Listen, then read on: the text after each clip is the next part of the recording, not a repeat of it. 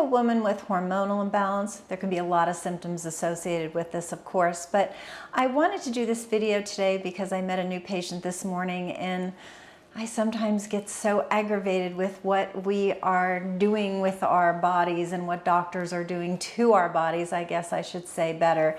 And that is that there seems to be very little respect for the ebbs and flows of hormones and what they do and how valuable they are for not just your ability to get pregnant, but for your overall body health, especially mood and brain health. And it's just so important that we have these ideal hormonal levels. So this was a younger woman in her 30s. She has 2 children. She had children quite young in life, and she developed way after her last child, about 8 years after her last child, she developed really terrible menstrual cramps. She also suffers from migraines, which started prior to that, very bad PMS associated with her cycle as well. And so she went to her doctor and they put her on a drug called Lupron.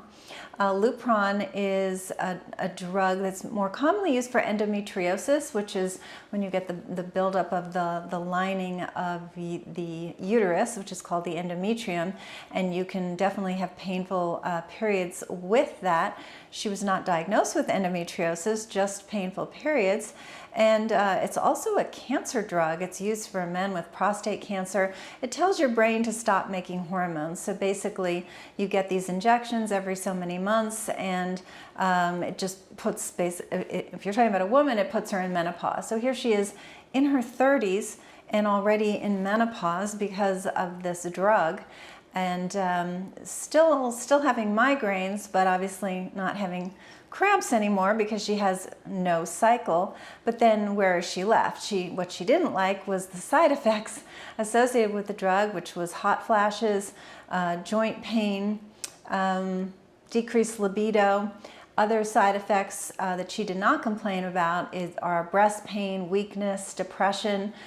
She was noticing some weakness and pain in her joints. So there's a longer list of the side effects that you can definitely check out. But here's my point.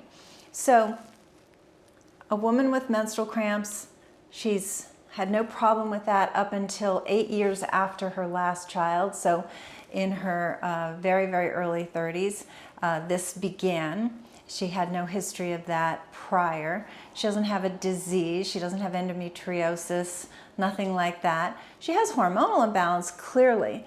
And so the way we look at here at root cause and the way a functional medicine doctor looks at it is okay, so what do we have?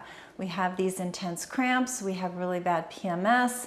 We have migraine associated with the menstrual cycle. She also has a lot of joint fatigue and pain. And so what we realize is that hormonal imbalance after children can occur. Also, she's got stress in her life. Of course, who doesn't? But your adrenal glands are your stress gland, and when they're being demanded, a lot is being put upon them, they will shunt away from making the hormone called progesterone and make more stress hormones. And when the adrenal glands are stressed and you're making less progesterone, you're definitely going to have PMS. You can most definitely have migraine associated with your period, and you most definitely will have menstrual cramps. So there's about 100 or more symptoms associated with insufficient progesterone, but it is the mellow feel-good hormone. So everything feels pretty good when you have enough progesterone, and when you don't, you're irritable, cranky, moody, cramping, and et cetera, et cetera. Migraines are a big one associated with not enough progesterone. So instead of putting this young woman into menopause, and now of course we have to get that drug out of her system and reset all the imbalance that did, because her brain thinks, you know, for some reason it's not supposed to be producing hormones anymore, not telling her parts of her body to produce hormones anymore. So we have to reset that as a side effect of being on the drug, and then get to the actual root cause, which is likely not enough progesterone.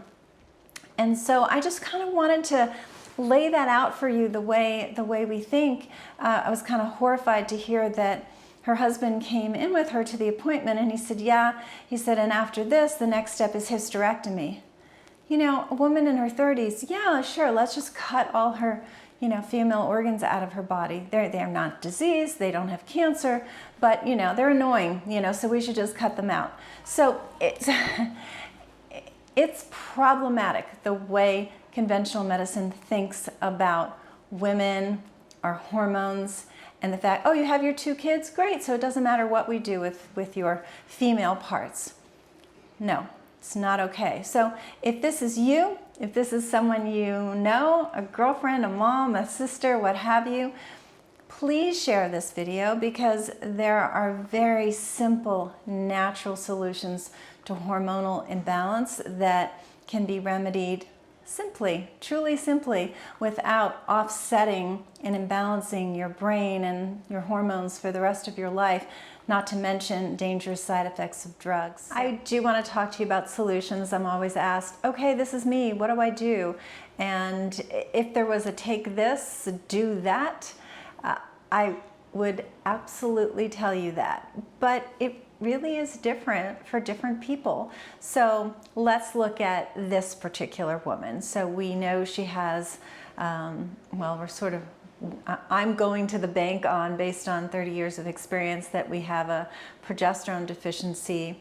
We have adrenal glands that are not up to par. One thing I didn't mention is that when she gets up quickly, she gets lightheaded, which is a classic symptom of adrenal fatigue as well. She has 0 digestive complaints. So does that mean we're not going to look at her food or her diet? No, that's the way conventional medicine thinks.